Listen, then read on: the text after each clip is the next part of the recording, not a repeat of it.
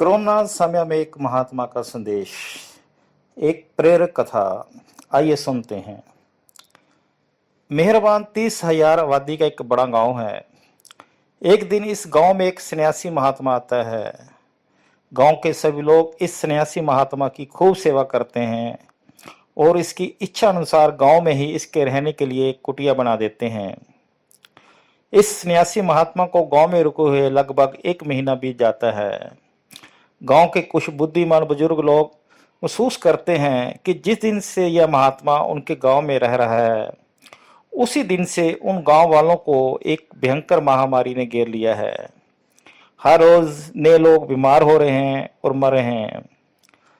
गांव का मुखिया और बहुत से लोग इस महात्मा के पास आते हैं और इसे आदेश देते हैं कि वह महात्मा उनके गांव को छोड़कर कहीं और चला जाए, क्योंकि उसके गांव में रहने के कारण ही उन्हें यह जानलेवा बीमारी का सामना करना पड़ रहा है। वह महात्मा गांव के लोगों की बात सुनकर उन्हें समझाता है कि उसके गांव को छोड़ देने मात्र से गांव के लोग इस बीमारी से मुक्त नहीं होंगे, बल्कि कुछ ही दिनों में यह बीमारी और बढ़ जाएगी और बहुत सारे लोग मारे जाएंगे। महात्मा की यह बात सुनकर गांव के सभी लोग बहुत डर जाते हैं और उससे बीमारी को समाप्त करने का उपाय पूछते हैं।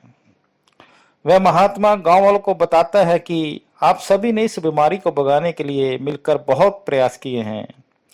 आप सभी ने मिलकर बहुत तालियां बजाई हैं, थालियां बजाई हैं तथा सब ने मिलकर घी तेल के दिए भी जलाए हैं।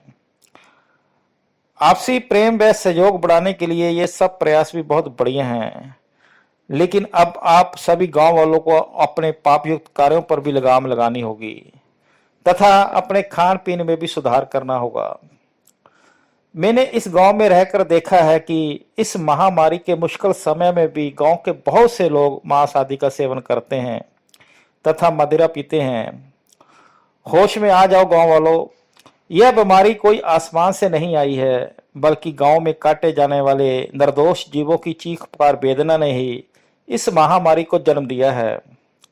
याद रखना गांव वालों, कुदरत को उसके सब जीव बहुत प्रिय हैं और वह उनको अवश्य देर सवेर न्याय दिलवा कर रहती है, क्योंकि हम सभी लोग प्रत्यक्ष या प्रत्यक्ष रूप से एक दूसरे से जुड़े हुए हैं और सहयोगी हैं, इसलिए इसका दंड हम सब लोगों को भी भुगतना पड़ता है। अतः मेरी सब लोगों से प्रार्थना है, समाज की भलाई के लिए आप यह उपाय भी करके देख लें कि कम से कम हम इस महामारी के आपदा काल में तो हम सभी लोग शाकाहारी बन जाएं तथा किसी बेजुबान जीव की हत्या में निमित्त बनकर कोई नया पाप तो न करें।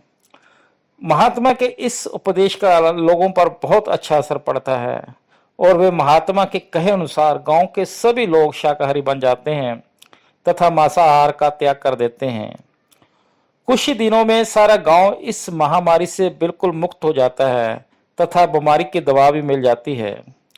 गांव के लोग इस महात्मा का धन्यवाद करने इसकी कुटिया पर पहुंचते हैं, लेकिन महात्मा की कुटिया के दरवाजे पर लिखा होता है, महात्मा तो संदेश देकर चलता भला।